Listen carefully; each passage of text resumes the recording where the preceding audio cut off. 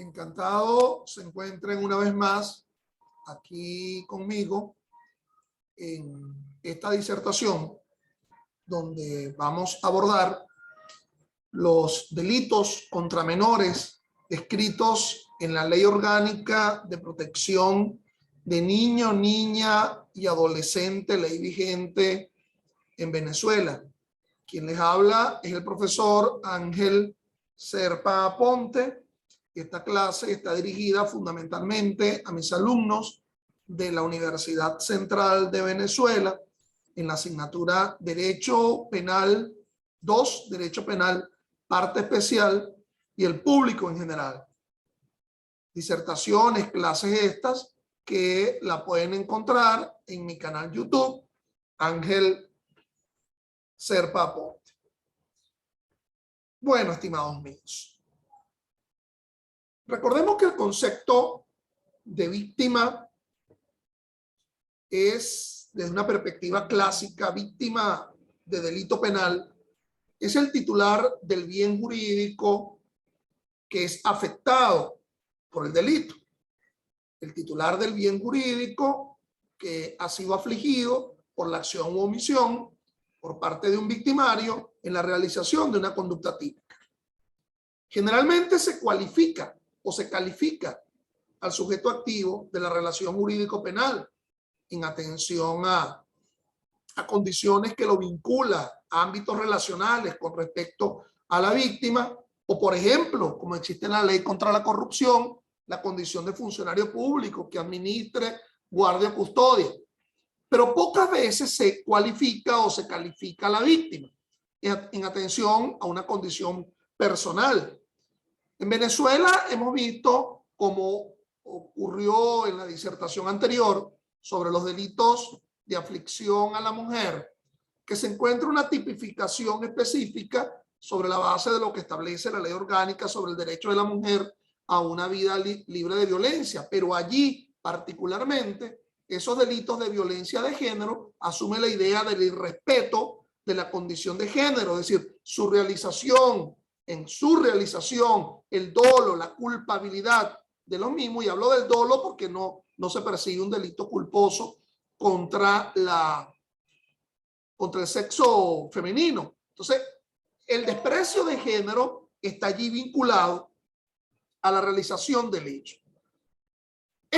Lo que nos ocupa hoy es otro ejemplo bien interesante, porque estaremos abordando que se cualifica la víctima en función ya no de la condición de género, sino de la condición etaria, es decir, el ser menor de edad.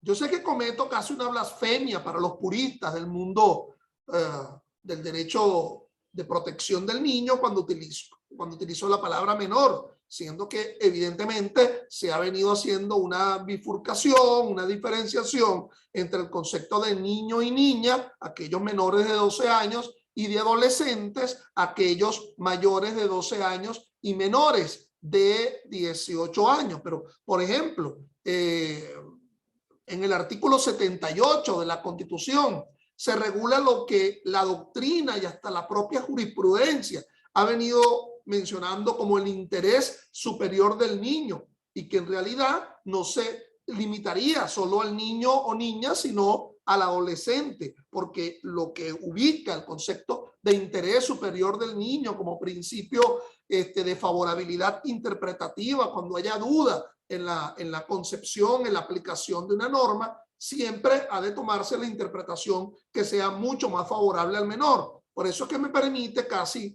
en esta disertación de hoy establecer el concepto casi genérico de delitos contra menores. Por otra parte, recordemos que la ubicación de esos delitos en menoscabo del menor como víctima, es decir, de alguna forma se está protegiendo al menor porque es titular del bien jurídico, propiedad, integridad y, si pudiera hablarse, de la libertad sexual. Y yo creo que ya sin ambaje podemos hablar hasta del propio delito, hasta de la propia protección del bien jurídico, libertad sexual. Porque si, por ejemplo, se hace no punible el delito, o se hace no punible la actividad sexual con adolescente en donde esté presente el consentimiento y no medie, por ejemplo, una relación de subalternidad o una relación de ascendencia familiar. Entonces, obviamente que el tema de la libertad sexual también está ubicado en el ámbito de las libertades que ostenta un menor, pero por lo menos el adolescente, no el niño o niña como tal, conjuntamente con la libertad de desplazamiento, conjuntamente con la libertad de trabajo. Si se acepta el hecho de los aprendices, ¿verdad?, que puedan laborar bajo determinadas condiciones que establece la ley orgánica del trabajo, el trabajador y la trabajadora, es porque hasta el tema de la libertad de actividad laboral está presente por lo menos en los adolescentes. Pero el tema de la libertad sexual se ubica inclusive en la idea de la posibilidad de lo que se denomina la emancipación, y la emancipación como consecuencia del matrimonio de un menor, cuando se permite ese matrimonio del menor en las condiciones que ha venido regulando y un tanto cambiando el Tribunal Supremo de Justicia en el sentido de la permisibilidad del matrimonio solamente de los mayores de 16 años. Aunque para la permisibilidad de ese matrimonio se debe contar con la autorización de sus representantes, de sus guardadores o custodios, de quien ejerza la patria potestad, por quien establezca la ley orgánica de protección de niños, niños y adolescentes. De alguna forma, el Estado está tolerando que un menor, quien no ha cumplido aún los 18 años de edad, un adolescente, realice todos los efectos que conllevan el estar casado, entre ellos la cohabitación y la intimidad de contenido sexual, si es que aceptamos que uno de los efectos que se pueda generar del matrimonio es la procreación. Bueno, y no hace falta explicar mucho cómo se deriva la procreación. Por lo tanto, hablar de la posibilidad de la libertad sexual en el ámbito de las libertades, por lo menos del adolescente, no sería un sinsentido, menos aún un pleonasmo. Claro, de eso no voy a hablar hoy acá. De verdad que así como lo hice en la disertación sobre los delitos de violencia de género, voy a dejar de lado el delito de abuso sexual con o sin penetración contra de menores, niños o adolescentes, porque eso ya lo abordé. Por favor, los invito a que ingresen a mi clase que está en el canal YouTube sobre el delito de abuso sexual, donde también pasamos a abordar las consideraciones frente al delito de abuso sexual contra menor. Porque es que en realidad me está quedando todo un andamiaje de delitos ubicados en el ámbito de la LOMNA que no solamente protegen el tema de la libertad sexual, siendo que la víctima son los menores. La importancia de estos delitos en donde la víctima sea menores se refleja, por ejemplo, en el caso del ámbito adjetivo procesal penal. Recordemos que allí están los delitos de mucha significación y están los delitos menos graves. Y cuando se habla de los delitos menos graves, aquellos que están descritos en el artículo 354 del Código Orgánico Procesal Penal. Por cierto que eso lo repite el artículo 375 cuando habla de los efectos de la admisión de los hechos en los delitos que no estén descritos allí. También lo repite esa retahíla de delitos, el artículo 43, cuando habla de los delitos que sean susceptibles de la llamada suspensión condicional del proceso. Allí se establece como un delito grave los delitos contra la indemnidad, ¿verdad?, y libertad de menores. Pero, y por lo tanto, uno se preguntará, ¿y qué pasa en los delitos contra la propiedad de menores? Entonces, fíjense, hago la distinción porque obviamente me voy a referir a los delitos que están descritos en donde los menores son víctimas establecidos en la LOMNA, pero también es posible que un amplio abanico de delitos, ¿verdad?, que no cualifique el tipo de víctima y que esté descrito dentro de la ilicitud penal ortodoxa, como es el Código Penal, libro segundo, libro tercero del Código Penal, o delitos que se encuentren presentes en cuerpos de ilicitud penal colaterales, como por ejemplo la ley contra el hurto y robo de vehículos. Entonces, hurtarle el vehículo a un menor, sí, porque hasta la ley de tránsito terrestre y su reglamento, con permisos y autorizaciones, permite que por lo menos los mayores de 16 años puedan conducir vehículos y puedan ser víctimas, por ejemplo, de hurto o de robo de un vehículo automotor. Y por qué no decirlo, hasta del tema de la propiedad per se como tal. Recuerda que el menor tiene capacidad jurídica, pero no tiene capacidad negocial o de obrar, y que por lo tanto, ¿cómo se resuelve el tema de la capacidad negocial o de obrar? Bueno, se asume a partir de las autorizaciones de quien asume su guarda, custodia, o inclusive ya es plena con la llamada emancipación como consecuencia del matrimonio. Si ya le permitimos que pudiera yacer con su cónyuge, ese menor, que por cierto, ese cónyuge o la cónyuge podría ser mayor de edad o menor de edad, es perfectamente el matrimonio entre dos menores de edad, pues, mayores de 16 años de edad. Entonces, si ya le permitimos eso, entonces ha de permitírsele también una plena capacidad jurídica y negocial para ser propietario sobre la base de haber logrado el efecto de la emancipación. Entonces, dejaríamos de lado tanto el delito de abuso sexual contra menor, que sí está descrito en los artículos 259, 260 de la LOMNA, como los delitos que descritos en otros cuerpos de ilicitud ortodoxas o colaterales tengan como víctima a los menores. Fíjense lo siguiente. La LOMNA es una ley compleja. Imagínense cómo dividirla en dos grandes toletes. Un tolete es de carácter civil, que es el ámbito de protección de menores. Los tribunales de protección, por ejemplo, en Caracas, esos tribunales de protección se encuentran ubicados en la avenida Urdaneta, para los que quieran una ubicación geográfica del asunto. Los tribunales de protección, el ámbito de la protección civil. Por lo tanto, todo lo que esté vinculado a los institutos del ámbito del derecho sustantivo en el ámbito de la protección, inclusive hasta el propio divorcio de padres de menores, no podrán realizarse ante los tribunales, digamos, ordinarios civil, sino que tendrían que realizarse ante los tribunales de protección. Y todo lo que esté vinculado, por ejemplo, al ámbito laboral de menores realizando trabajo, bajo una relación de subordinación en esos tribunales. Y el otro gran tolete de la LOMNA es lo que se denomina el sistema penal de responsabilidad del adolescente.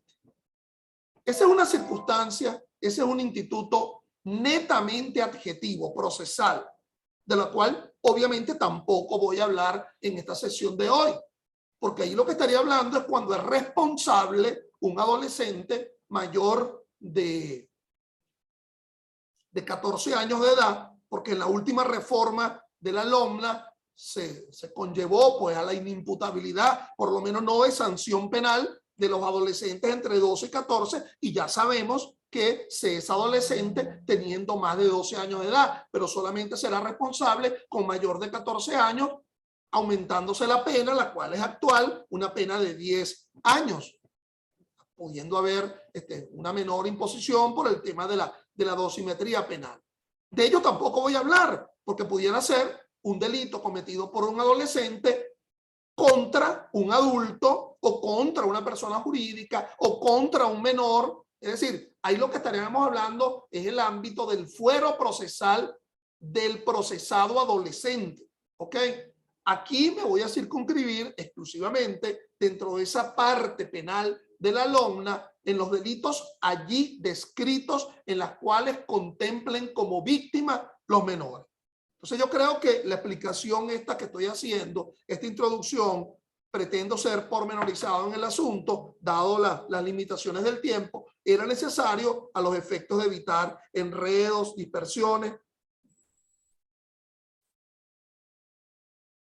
o aspiraciones no cumplidas en la percepción de esta disertación. Bueno, el tema del interés superior del niño, descrito en el artículo 78 de la Constitución de la República Bolivariana de Venezuela, ha sido interpretado por la Sala Constitucional del Tribunal Supremo de Justicia en el sentido, mis estimados, de que si realmente hay una duda en la interpretación de una norma y esa norma regula una relación sustantiva o adjetiva en la que esté presente un menor, relación sustantiva, por ejemplo, ser miembro de la relación jurídico-penal, como victimario o como víctima, pero de nuevo, no lo voy a tratar como victimario, el adolescente, sino como víctima. Entonces la interpretación ha de ser la interpretación que más favorezca al menor. Ello conlleva no aceptar, por ejemplo, que exista un indubio, un interés superior del niño en materia de prueba penal.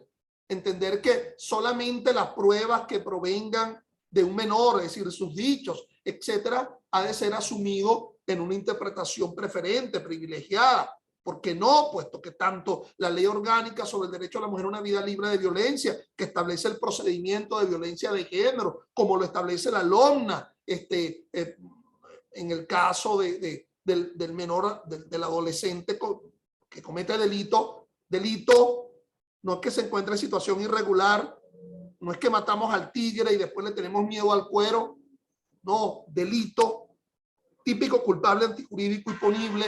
No era el mismo criterio de la ley tutelar de menores, que era previa a la LOMNA, pero de verdad, aparte eso de mí, porque quiero hablar solamente del adolescente como víctima y no como victimario. Entonces, esa interpretación tiene que ser una interpretación que en primer lugar refleje la existencia de una duda. ¿Okay? Pudiera ser que en un caso en concreto estén presentes varios principios de favorabilidad interpretativa, el indubio pro reo, el interés superior del niño, el indubio pro fémina, por ejemplo, o hasta podríamos incluir el indubio pro operario. Entonces, esa interpretación ha de ser una interpretación que favorezca lo que se denomina ese interés superior del niño que se encuentra inmerso en una relación jurídico sustantiva. Entonces, fíjense, muchos temas también pudieran tener una vinculación residual.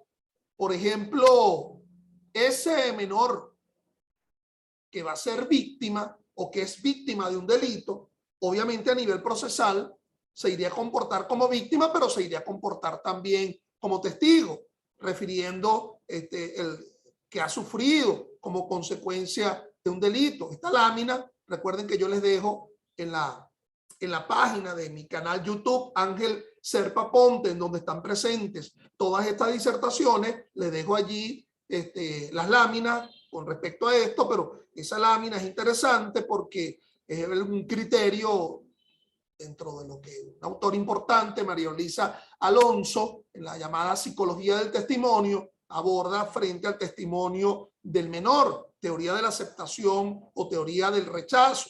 Pero no quiero contaminarme con el tema de aspectos procesales. Por otro lado, también tangencialmente, residualmente, y lo subrayo porque hablamos de delitos en donde el menor es víctima, hay un criterio de la Sala Constitucional que a nivel de proceso penal debe posibilitarse la audiencia de prueba anticipada en la declaración de menores, no solamente niños, adolescentes inclusive, aún teniendo 17 años, 11 meses, 30 días, no habiendo cumplido aún los 18 años, posibilitarse la audiencia de prueba anticipada para recibir la declaración del menor, el criterio que provino de la Sala Constitucional en la famosa sentencia del 3713 que está allí presente, pero que no menoscaba Por ejemplo, que si ese menor desea declarar en juicio oral y público, allí debe hacerlo porque debe preferirse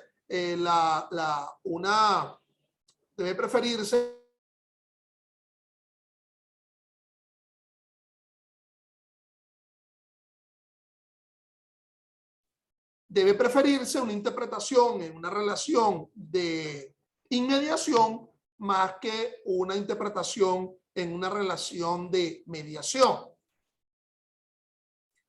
Bueno, entonces, existe también la otra problemática en la declaración testifical del menor, que es la que establece el artículo 214 del COP, es decir, las personas hasta los 15 años de edad declararán en juicio o en el proceso o en sede policial, tiene que ser sin juramento. Entonces ello trae un problema, bueno, de carácter adjetivo, de cómo se valora la prueba del menor en atención al único prisma de valoración de prueba que existe en el ámbito procesal penal, que es el artículo 22, que nos habla de la utilización de la sana crítica como mecanismo apreciativo de la prueba, utilizando lógica, experiencia y ciencia. Así, ya habiendo dejado de lado, habiendo tratado, aunque sea referencialmente, todos estos aspectos adjetivos vinculados al menor como víctima, que como se dan cuenta, era necesario por lo menos abordarlo acá y por lo menos nominalmente establecer su referencia, vamos a darle cabida pues a esa retahíla de ilícitos en el ámbito de la desprotección de los menores. El artículo 253 de la LOGNA, disculpen aquí en las láminas, en la cual hay una equivocación, se dice a mayo de 2020, cuando en realidad estamos hablando en mayo de 2022. Si tengo un retraso aquí como de 2 años. El supuesto de ese delito, del delito de tortura, el funcionario público que por sí o por otro ejecute contra algún menor actos que produzcan grave sufrimiento o dolor con el propósito de obtener información de la víctima o de un tercero, estaría realizando el delito de tortura. Fíjense que es irrelevante que ese menor sea imputado en la comisión de un delito. Es decir, si la forma para obtener el conocimiento o la verdad por parte de un funcionario, sujeto activo cualificado dentro de ese delito de tortura, es la utilización de la práctica que es descrita en el propio artículo 253 para obtener información de la víctima o de un tercero, estaría incurriendo en ese delito. Fíjense que acá se habla de un aumento, la tortura agravada, ¿ok? Prisión de 1 a 5 años tiene ese tipo básico. En la misma pena incurre quien no siendo funcionario público o funcionario público ejecute la tortura por determinada. Pero fíjese, estaría realizando la tortura que está siendo determinada por un funcionario público. El funcionario público como determinador, es decir, como autor mediato, siendo que quien no es funcionario público y está torturando al menor a los fines de obtener la información, actuaría como autor material. Debería darse una comunicabilidad de la circunstancia de ese dolo en el conocimiento de que se trata de un menor para ser responsable. Si la lesión es grave o gravísima, es decir, las lesiones que están descritas en el artículo 414 del Código Penal, lesión gravísima, y 415 del Código Penal en cuanto a sus efectos, pues se agrava la sanción de 2 a 8 años. Como se dan cuenta, hay una dosimetría penal, lo cual, cuidado, aún en el entendimiento de que se trata de la víctima, un menor, vayamos a utilizar el criterio de que se aplique el límite superior de la pena, porque ya de una vez el artículo está subsumiendo, está incorporando que la víctima es un menor. Por lo tanto, la necesidad de que aún en los delitos donde la víctima sea menor, se aplique como circunstancia de orden público el término medio entre un límite inferior y un límite superior. Cuidado con entender que el interés superior del niño lo que habilita es siempre aplicar el límite superior, porque de haber sido así, en una relación sistémica no se hubiese descrito límites inferiores y superiores en la dosimetría de los delitos de aflicción a los menores. Si resulta la muerte, la pena de prisión será de 15 a 30 años. Como se dan cuenta, aquí estamos incorporando un nuevo homicidio. Y por eso es que cuando yo abordaba frente a ustedes, mis alumnos, el delito de homicidio, decía que no se quedaba exclusivamente en el ámbito de lo que establecen los artículos del 405 al 412, si es que asumiéramos la inducción o ayuda al suicidio como una forma de homicidio, sino que también hay otras tipificaciones del homicidio. Por ejemplo, el homicidio culposo, que estaría presente en la ley orgánica de condiciones y medio ambiente del trabajo, en ocasión del trabajo, el homicidio que surge como ocasión de la realización del delito de robo agravado de vehículo automotor y de allí se derivara la muerte por efecto de la violencia, el homicidio que resulte con ocasión del secuestro, dentro de las agravantes del secuestro que están presentes en la ley contra el secuestro y la extorsión. Aquí tendríamos un nuevo homicidio. Nótese que hay un límite inferior de 15 años a un límite superior de 30. Es decir, de alguna forma el legislador estaría reconociendo una forma de preterintencionalidad en ese homicidio que se causa. El propósito inicial era obtener una información por vía de la tortura. Se le pasó la mano, por no hablar de ejemplos que ya conocemos muchos de ustedes de la reciente realidad nacional, en donde, bueno, se terminó acusando a funcionarios públicos por la muerte de alguien, ¿verdad?, que fue lanzado por un edificio y entonces no se abordaba el ámbito de la preterintención.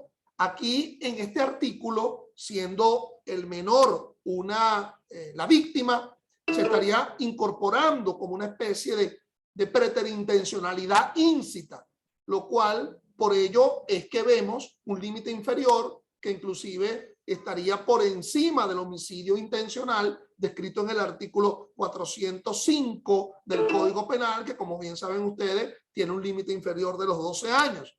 Entonces, aquí tampoco mal se podría hablar de que apliquemos la rebaja por preterintencionalidad que está presente en el artículo 74, numeral 2 del Código Penal, puesto que lo que se quería era torturar y al final del camino se derivó fue en la muerte, porque ya de alguna forma la preterintencionalidad está presente en la manera como se valoró la sanción entre un límite inferior de 15 años a un límite superior de 30. Es decir, la única posibilidad que pudiéramos aplicar de atenuantes dentro de este delito o estarían en cualquiera de los numerales distintos al artículo 74, distintos al numeral 2 del artículo 74 del Código Penal. Por ejemplo, haber cometido el delito entre 18 y 21 años de edad, haber precedido de injuria o de amenazas graves previamente o cualquier otra circunstancia que aminore la gravedad del hecho conforme lo establece el artículo 74.4 del Código Penal, en donde muchos jueces aceptan la inexistencia de antecedentes penales como una circunstancia que aminora la gravedad. En otras de estas disertaciones yo les he dicho que, por ejemplo, en España, que tiene un sistema similar de atenuantes, la confesión que se haya realizado en pleno juicio, y aquí tendría que decirse una vez que ha pasado, que se ha iniciado el debate dentro del propio proceso, es una forma de concebir un atenuante conforme al 74.4 del Código Penal, no por la admisión de los hechos, porque la Sala de Casación Penal se ha negado a que la admisión de los hechos se verifique una vez que ha comenzado el debate en el juicio oral y público. Veamos otro ilícito, el ilícito descrito en el artículo 254, trato cruel o maltrato. Quien someta a un niño, niña o adolescente bajo su autoridad, responsabilidad de crianza o vigilancia a trato cruel o maltrato mediante vejación física y psíquica conlleva una pena de 1 a 3 años. Siempre que no constituye un hecho punible, será sancionado o sancionado con una pena mayor. ¿Cuál pudiera ser ese mayor hecho punible? Bueno, que el trato cruel o maltrato haya derivado una lesión. Y entonces, fíjense que la interpretación del asunto dice siempre que no constituye un hecho punible, niega la posibilidad del concurso real o material. Es decir, de hacer esa especie de sumatoria entre el resultado lesionante que cualquiera de las variables de la lesión que está presente en el artículo 414 y siguientes del Código Penal, lesiones gravísimas, lesiones graves, porque ya de una vez la norma estaría sustituyendo la responsabilidad por trato cruel o maltrato en función del resultado que se verifique como consecuencia del trato cruel o maltrato. Es decir, un trato cruel o maltrato que no derive una lesión que se encuentre presente en el andamiaje de lesiones descritas a partir del artículo 414 al artículo 417. 414, 415, 417 del Código Penal. Entonces, conlleva una pena del límite inferior al límite superior. Nótese que no solamente ahí se está cualificando el sujeto activo como persona evidentemente adulta que asume una autoridad, responsabilidad de crianza o vigilancia.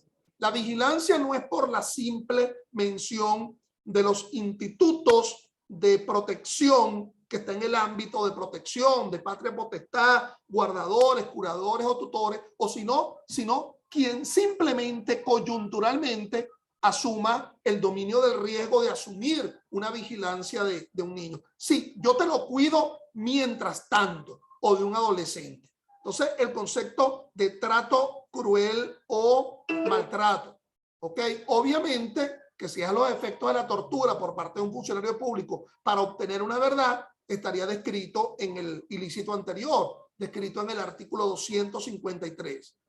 Trabajo forzoso, artículo 255 de la LOM. Quien someta a un niño, niña o adolescente a trabajo bajo amenaza, prisión de 1 a 3 años. Ciertamente los adolescentes pueden ser aprendices, como lo establece la propia ley del trabajo, los trabajadores y las trabajadoras, pero en un ámbito de libertad laboral, en la manifestación de una aquiescencia a desempeñar un oficio. La ley del trabajo establece los límites etarios en los cuales no es posible siquiera asumir la condición de aprendiz. Pero todos sabemos, hasta en máxima de experiencia, que hay determinadas funciones, sobre todo en el ámbito de lo que se denomina el show business. Es decir, toda esta actividad artística donde se hablan de los llamados niños artistas, desde la más tierna edad, 3, 4 años, trabajando en televisión, en cine, cantando, en fin, hasta hay orquesta y uno lo ve de manera constante en todos los ámbitos, ¿verdad? Del cine, uno ve, por ejemplo, los famosos niños estrellas, por cierto, que devengan una cantidad importante y hasta terminan manteniendo a la propia familia. Entonces, fíjense que se habla de trabajo bajo amenaza. Obviamente que el concepto de amenaza, a los efectos de ser responsable a alguien por este delito, tendría que pasar, y en buena parte de los delitos de violencia contra menores, por un examen, por un peritaje psiquiátrico, psicológico, que haga revelar realmente la condición de sentirse amenazado en el ámbito de un trabajo. Entonces, bueno, es un delito que en lo lacónico de su expresión no deja de encerrar una gran profundidad en cuanto a los supuestos de hecho. Admisión o lucro por trabajo contraindicado, artículo 256. Quien admita a un niño o niña o adolescente a trabajar en actividades contraindicadas en el resultado del examen médico integral conllevará una pena de 6 meses a 2 años. En la misma pena incurre quien se lucre de dicho trabajo. Con lo cual el legislador entiende que pudieran existir dos tipos de responsables. Es decir, a quien estaría obligando a trabajar aun cuando el previo examen revele la contraindicación psíquica o psicológica con respecto al niño, pero también quien se estaría beneficiando de dicho trabajo. Es decir, el concepto de patrono, lo cual no es necesariamente similar al concepto de empleador. Entonces, pero el ámbito del derecho laboral debería estar presente aquel test de laborabilidad en la cual se habla de subordinación, dependencia, condiciones de medio ambiente del trabajo, ajenidad y realización del servicio. Entonces, la contraindicación exige necesariamente una especie de condición objetiva de punibilidad. Es una condición sine qua non para la realización, para la responsabilidad por el delito, la existencia del examen que contraindique. Con lo cual, ante la inexistencia, la omisión del contraexamen y revelar de forma posterior que esa actividad era contraindicada, el propio mutis, la propia ausencia, conllevaría a la responsabilidad penal. Admisión o lucro por trabajo de niños hasta 8 años de edad. Me quería dejar de último de este delito por la hipótesis que había mencionado con anterioridad. Quien admita trabajar o se lucre por el trabajo de un niño o niña de 8 años o menos. Quien admita trabajar o se lucre por el trabajo de un niño o niña de 8 años o menos será responsable del delito descrito en el artículo 257 de 1 a 3 años. Yo creo que aquí nos encontramos con un problema de antinomia entre este ilícito y el delito de admisión o lucro por trabajo contraindicado en el artículo 256. Con lo cual estaríamos hablando de una especie de doble, ¿verdad? De doble débil jurídico ubicado en la relación. El indubio pro reo que exigiría la realización del examen para verificarse la contraindicación y el interés superior del niño ante una norma como esta tan lacónica en la cual no se muestra de forma alguna algún tipo de limitante frente a ese niño que trabaja en menor de 8 años. Evidentemente, tendría que salvaguardarse la integridad del menor. Por favor, ingresen en la próxima sesión para continuar con esta disertación con las mismas coordenadas que tenemos en este momento.